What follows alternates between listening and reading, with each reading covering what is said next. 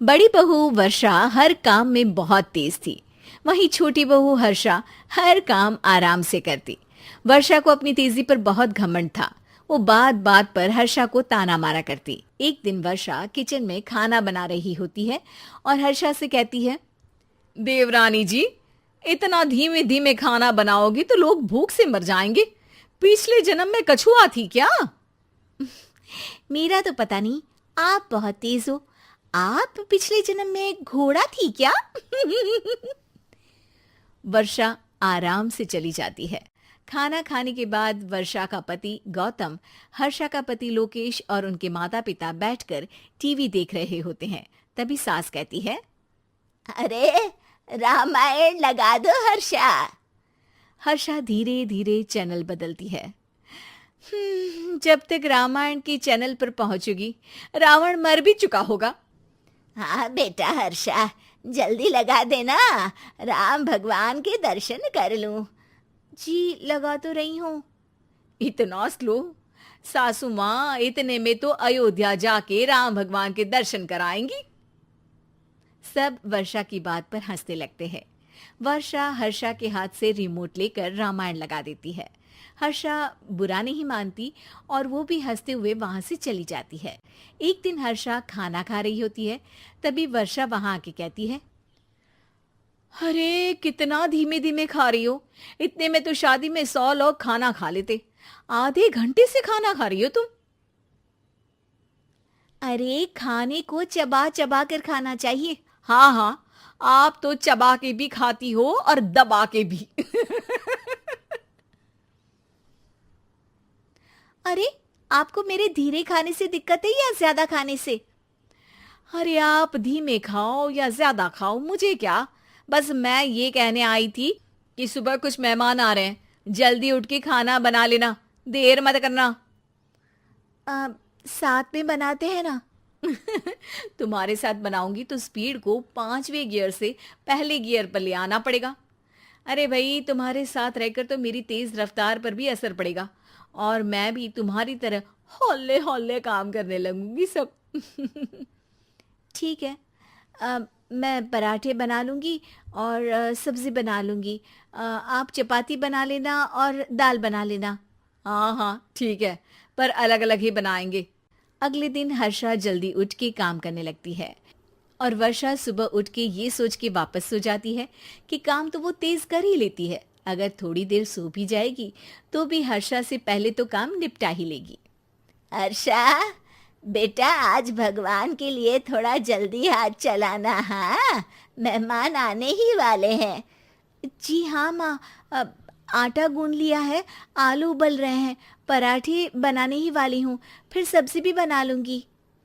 इतने में ही वर्षा वहां आ जाती है। माँ जी, मेरा तो आप टेंशन ही मत लो, अभी उठी हूँ, लेकिन देखना खाना फटाफट राजधानी एक्सप्रेस की स्पीड से बना दूंगी। इतने में ही मेहमान आ जाते हैं। आइए आइए आइए, खाना बन ही रहा है, चाय बनवा लेती हूँ पहले आपके लिए। सास किचन में आती है। वर्षा, वो लोग आ गए, चाय बना दे जल्दी से। हर्षा को नहीं बोल रही क्योंकि वो तो सुबह की चाय देने में शाम कर देगी। चाय बन भी चुकी है माँ जी। वर्षा तेज ही नहीं, सबसे तेज है। अब चलिए मैं चाय लेकर आती हूँ। वर्षा मेहमानों के सामने चाय लेकर जाती है। ये हमारी बहू है वर्षा, तेज वर्षा कहते हैं इसको। हर काम में इतनी तेजी रखती है जैसे मिल्खा सिंह भाग रहा हो। अरे वाह वाह, फिर तो खाना भी जल्दी मिलेगा हमको।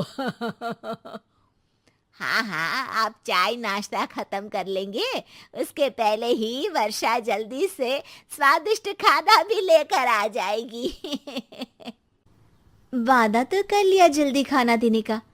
आपकी चपाती भी नहीं बनी और दाल भी नहीं उबली। फिर भी तुमसे पहले काम खत्म हो जाएगा मेरा।